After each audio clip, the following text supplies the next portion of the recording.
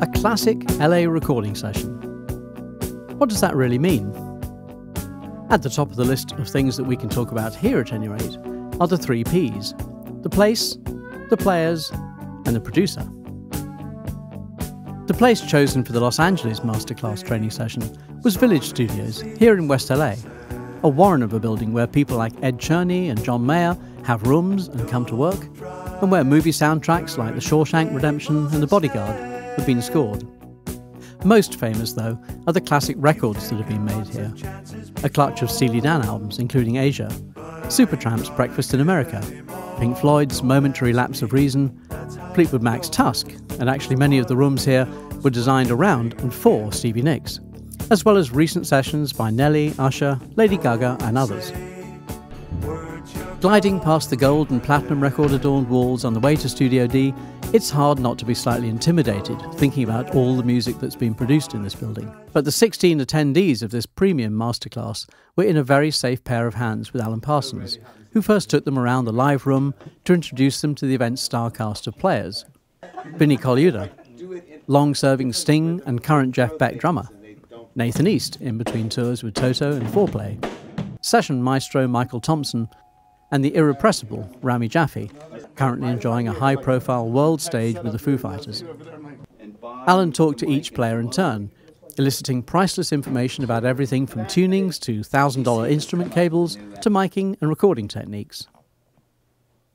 Back in the control room on Studio D's Neve 88R console, Alan shows how he gets sounds, balances mics, what he compresses or limits, and what, more's the point, he doesn't. If you're actually going to go to the trouble of having a live backing session, even with today's non-linear and endlessly flexible technology, getting the take is still a nuanced judgment or taste-based affair, about feel, intensities, and one-off magic moments that happen when musicians play together. After a break for lunch, it was overdubs. First, Michael Thompson, whose tone and taste wowed both attendees and Alan. Rami then laid down some economic piano, and that was a wrap for day 1. Day 2 began with vocals. Singer PJ Olsson, a little hesitant to belt so early in the morning. A discussion ensued about the relative values of comping a vocal from the previous day's vibey guide vocal, recorded on a modest Shure mic, and the value of using one of the Village's $35,000 U47s.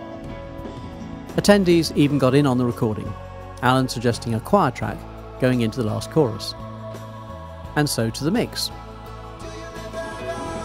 With no less than 64 tracks recorded into Pro Tools, the mix was built up using Alan's time-honoured method of starting with drums and then removing the drums until everything else is in place and loosely balanced.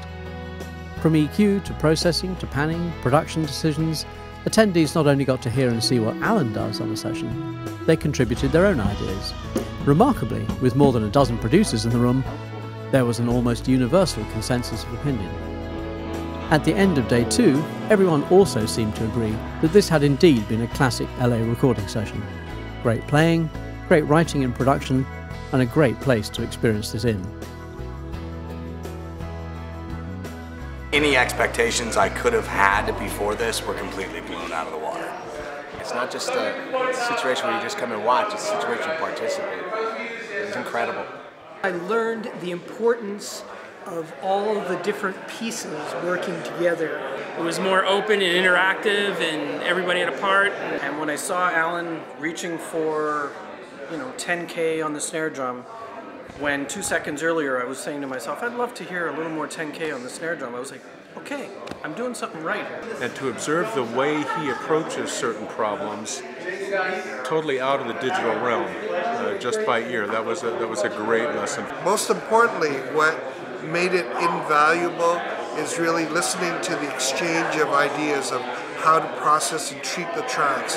And that's something that you're not going to get out of any book or any magazine